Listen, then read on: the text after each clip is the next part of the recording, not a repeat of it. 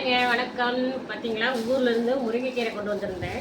ஏன்னா இங்கே கோயம்புத்தூரில் பார்த்தீங்கன்னா இந்த முருங்கைக்கீரை இவ்வளோண்டு தான், ஒரு கட்டு 50 ரூபாய்ங்களாமா.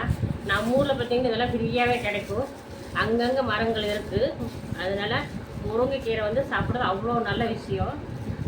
உடம்புல வந்து கீரையிலே மெயின் கீரை முருங்கைக்கீரை தாங்க. அதனால் நான் எப்போ வந்தாலும் முருங்கைக்கீரையும் சுக்கிரிக்கீரையும் கொண்டு வந்துடுவேன். நீங்கள் பாருங்கள், முருங்கைக்கீரை ஆய போகிற பாருங்கள் எப்படி ஓடுதுங்க பாருங்க. பாருங்க ஃப்ரெண்ட்ஸ், எவ்வளோ தலைன்னு நல்லா இருக்குது பாருங்கள் முருங்கைக்கீரை. பார்த்தீங்களா,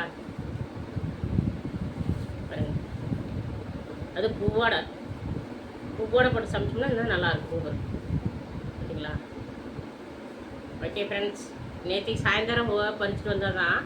இதை வந்து பார்த்திங்கன்னா நம்ம வந்து பழுத்த தலையெல்லாம் போடக்கூடாது. பழுத்த தலை போட்டோம்னா வயிற்றால போயிடும். சரிங்களா. அதனால முருங்கைக்கீரையை சமைக்கிறவங்க இந்த பழுத்த தலையை கொஞ்சம் ரிமூவ் பண்ணிடுங்க. ஓகேங்களா. இது வேண்டாம். சரிங்களா. ஓகே ஃப்ரெண்ட்ஸ், முருங்கைக்கீரை சாப்பிட்றது ரொம்ப நல்ல விஷயம். ஹீமோகுளோபின் அதிகரிக்கும். அதனால் முருங்கைக்கீரையை வாங்கி சாப்பிடுங்க. அதேமாதிரி எங்கே கிடைச்சாலும் 4 கொத்து கொண்டு வந்துடுங்க. வெட்டி சூப்பு கூட வச்சு குடிச்சிக்கலாம். அவ்வளோ நல்லது. முருங்கைக்கீரையை வேஸ்ட்டே பண்ண வேண்டாம். தலை பூவு இந்த இந்த தண்டு கூட சூப் வச்சு குடிக்கலாங்க. இந்த தண்டு கூட சூப் வச்சு குடிக்கலாம். இந்த தண்டை கூட வெட்டி சூப் வச்சு குடிக்கலாம். அவ்வளோ விஷயங்கள் முருங்கைக்கீரையில் இருக்குது. விஷயம் எல்லாமே சத்துக்கள் நிறைந்தது தான். ஓகே ஃப்ரெண்ட்ஸ், பாருங்கள். இப்போ பாருங்கள், நம்ம இந்த நம்ம க்ளீன் பண்ணி நம்ம வெட்டி சமைக்க போகிறோம். ஓகே ஃப்ரெண்ட்ஸ், முருங்கைக்கீரை யார் பிடிக்கும் கமெண்ட் பண்ணுங்கள். பிடிச்சிருந்த லைக் பண்ணி சப்போர்ட் பண்ணி சப்ஸ்கிரைப் பண்ணுங்கள். வீடியோ பார்க்குறவங்க அத்தனை பேருக்கு நன்றி. ஓகே, பாய்.